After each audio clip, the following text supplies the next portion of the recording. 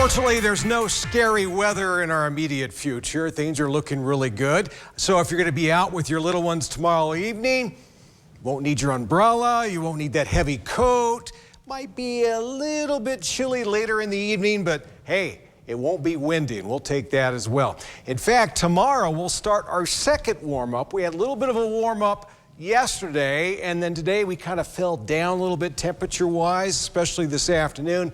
But we're on our way up again starting tomorrow, and that means by Saturday, some of us will see temperatures in the 60s for highs, kind of like what we had last Saturday, but minus the wind. It won't be nearly as windy. We'll get that, though, on Sunday.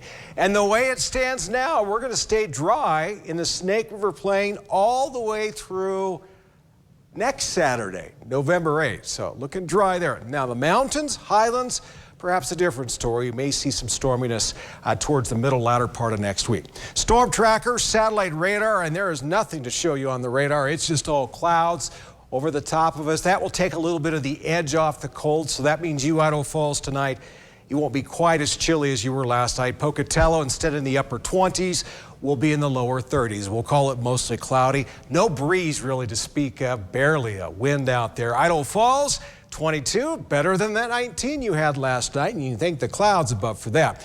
Then for your Friday, we're up to 54, just a couple degrees warmer than what we had today, and no wind to really speak of. That's always a treat around here. And then for your Friday forecast for Pocatello, almost 60 for high with lots of sunshine, wind speeds up to a whopping 5 miles per hour. Hopefully you can handle that. Yeah, that's as strong as it's going to get tomorrow. Friday's temperature map in the afternoon will hit 44 up in Island Park, almost 50 for high in Jackson. Caribou County, Soda Springs, you'll have a high of 52 degrees. So temperatures running a little bit above average for a lot of us for this time of year. Last day of October, and my word, we're still looking at temperatures well into the 50s. We'll hit 54 up in Salmon.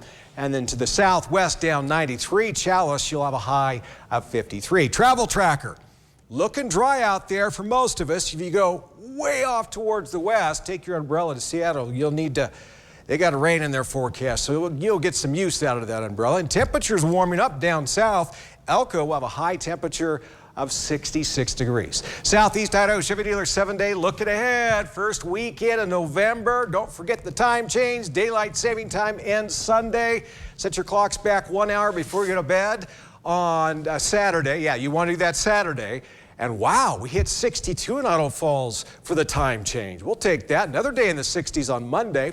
Rexburg will be hitting 60. Still not too bad, although the temperatures back off a little bit as we get into the first week of November. Blackfoot will be in the mid-60s on Sunday. Still holding on to the 60s. One more time for Monday. Looks like we'll see that 60 again on Wednesday. And then for the Teton area, there's that chance of storminess, but not until way after the weekend. Chance of rain Wednesday, maybe some rain and snow on Thursday. And for the Central Mountains, your highs this weekend, warmest day will actually be Saturday. You're still hitting 60 for the time change on Sunday, and then increasing clouds by Tuesday. Those clouds could bring with it some rain on Wednesday, and then Thursday, a chance of rain and snow. Misty?